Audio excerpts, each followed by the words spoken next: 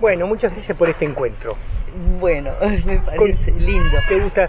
Vamos a contarle a nuestro público quién sos. Bueno, ¿quién soy? Yo, Amparo Rama, soy arquitecto, me he dedicado a eso, pero ahora estoy dedicada como a la secretaría de un montón de proyectos que no tienen que ver con la arquitectura, sino más bien con la literatura o con...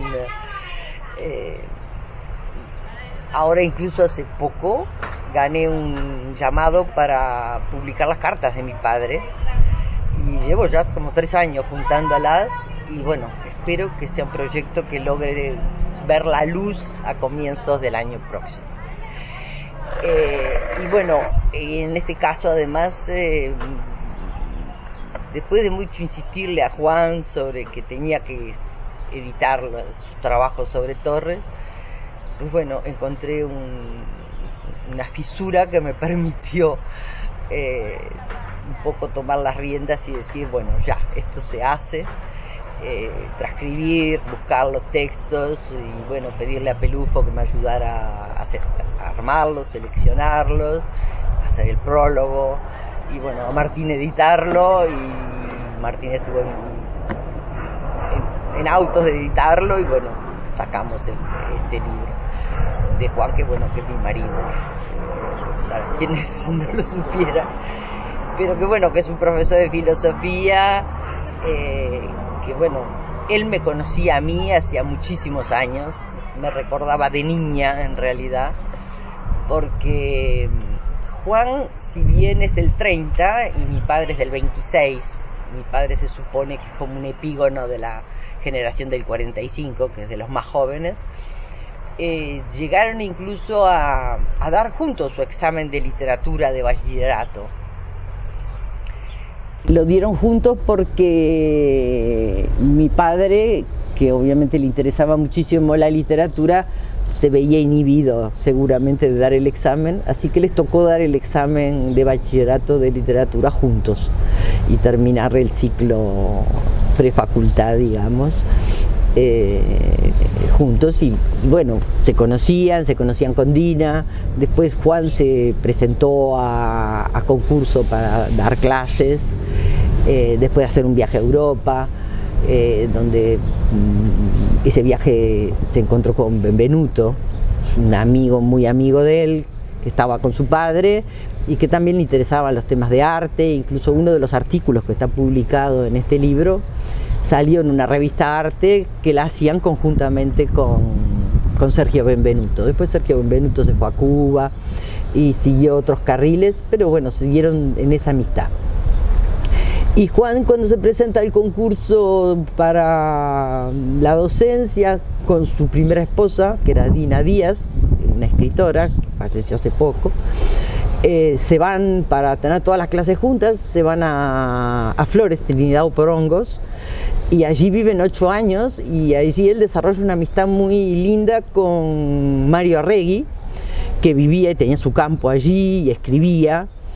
Y bueno, y Mario lo estimaba mucho, se estimaban mucho, pero Mario siempre lo criticaba porque decía, ¿por qué tan difíciles tus libros? Lo agarré y lo tiré, decía Mario Arregui, que con esa cosa un poco más rústica que tenía Mario. Y bueno, desde esas épocas y del regreso de ellos de Flores, Trinidad Poronga, se encontraban seguramente Dina y Juan con mis padres y bueno, de esa época él me conocía a mí.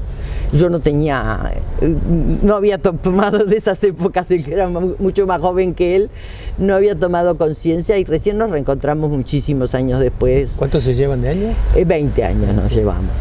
Y cuando por el año 83, mi padre, que le reclamaba mucho a Juan que no le escribía, mi padre era muy necesitado de la correspondencia con mi padre, era muy necesitado de la correspondencia con sus amigos.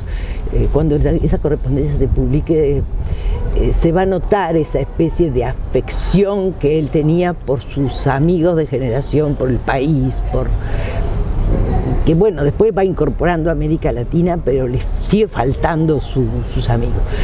En ese momento papá tiene la posibilidad de sugerir nombres para la Guggenheim y sugiere un montón de uruguayos, incluso sugiere a Idea Vilariño, que se enoja con él porque cómo va ella a presentarse a una beca norteamericana, con una cosa un poco insensata y una carta larga en que papá le explica.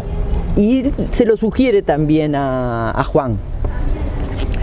Y Juan lo escribe y le dice, pero ¿te parece que vale la pena el esfuerzo? Y papá le contesta que es una ruleta y que tampoco es tan exigido porque hay que hacer un proyecto de 4 o 5 páginas, muy corto, no es una exigencia, y que piensa que él tiene posibilidades. Y efectivamente Juan se presenta y los avales, digamos, terminan consiguiendo, digamos, que la Guggenheim le otorgue esa beca. Y cuando al año siguiente de la muerte de mi padre, yo vuelvo a Montevideo un poco a resolver situaciones, a ver qué pasa con Arca, a ver qué pasa con las cosas que quedaban acá. Me encuentro con Juan y como él tenía esa beca iba a ir a Europa, porque iba a pasar primero por Estados Unidos, por Nueva York y después iba a ir a París. Le digo, bueno, nos vemos en París y paseamos, yo qué sé, nos encontramos. Y bueno, fue un encuentro que terminó en matrimonio, 3 hijos, que además en familia muy grande, porque de alguna manera los hijos del primer matrimonio de Juan y mis hijos han funcionado y sus hijos tienen más o menos la edad de los míos, entonces si bien son tíos y sobrinos, funcionan como primos. ¿Tú tenías un matrimonio anterior? No. Juan, claro. Entonces tiene 3 hijos varones y que se casaron y tuvieron hijos más o menos de las edades de los que tuve yo con Juan, que también tuve 3 hijos. Entonces se formó allí una familia. Mis hijos tienen 35, 31 y 27. Y los hijos de Juan, no sé, pero 65, 63 y 60, por ahí. ¿Qué edad tenías tú en París ahí cuando salen a pasear? Y yo allí tenía 33. Claro. Así que bueno, formamos familia y bueno, y lo he visto a Juan siempre mucho más preocupado por pensar permanentemente los temas que por llevarlos a su concreción material. A ver, ¿cómo sería eso? Y sí, es que él le da vuelta a los temas, los piensa, los repiensa, pero a la hora de escribir siempre vi que le costaba encontrar.